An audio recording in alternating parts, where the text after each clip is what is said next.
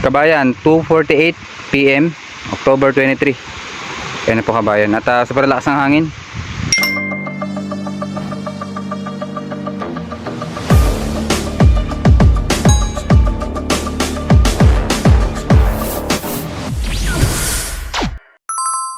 Sa magandang umaga kabayan.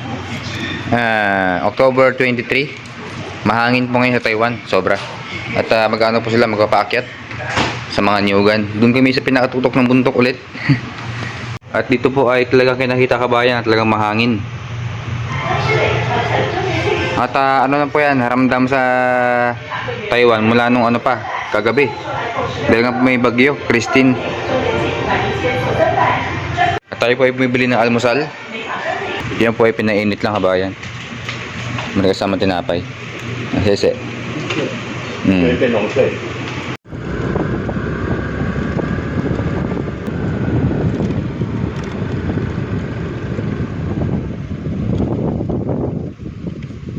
Wow. Ang ganda.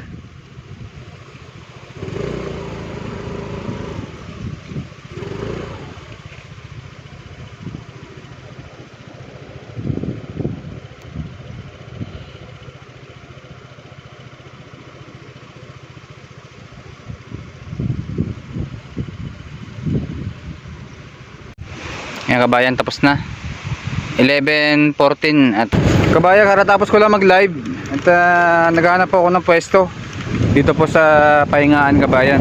Ayun, at sobrang lakas po ng alon kabayan sa Taiwan. Yan po ang mismong karagatan.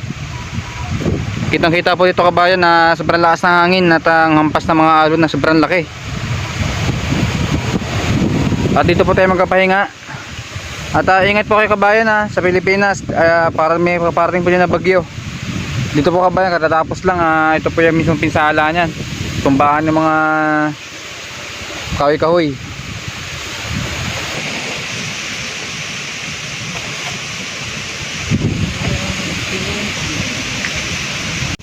Ito yung pagkain kabayan. Meron po akong baon na chili garlic. Yan, ano po yung kabayan, napakalasa po yan, napakasarap. Pampagana po kumain. Meron po dito labong, broccoli, tapos po ano kabayan, sa dulo ng dila ko meron dito ang baboy, pinarito, itlog, ano ba to, parang embutido style kabayan.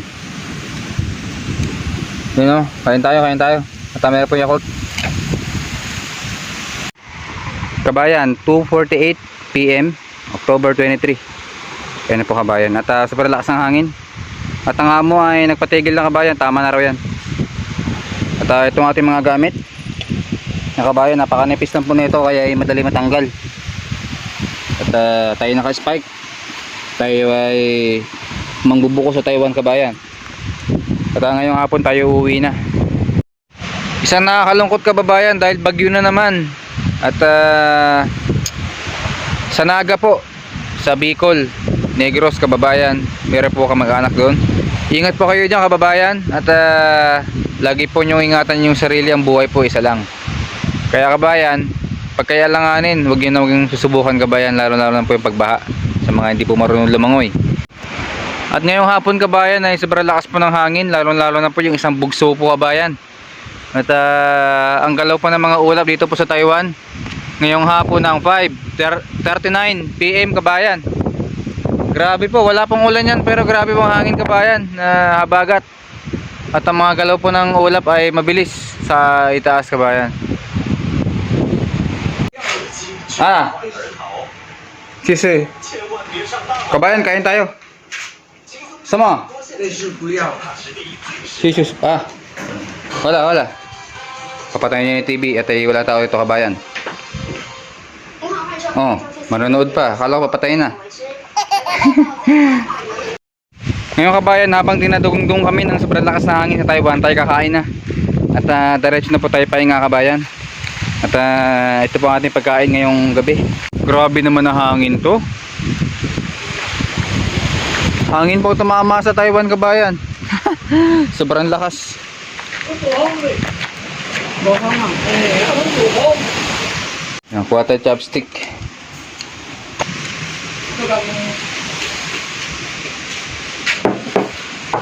Ito kabayan, gulay, mushroom at beef steak. Yan po ay isda kabayan. Hindi ko naman ang klaseng isda ito eh. Para siyang tuna. Yan, kain pa tayo. Dito, bubuksan natin yung TV kabayan. Yan.啊，你找我东西好好吧？马上好，点好好吧？我怎么回事啊？他说我们已经食不中毒了，那个点然后还要好好吗？ Balita. Habang tayo kumakain. Chili garlic. 8天就3万多块。 At God bless po. Proud to be OFW.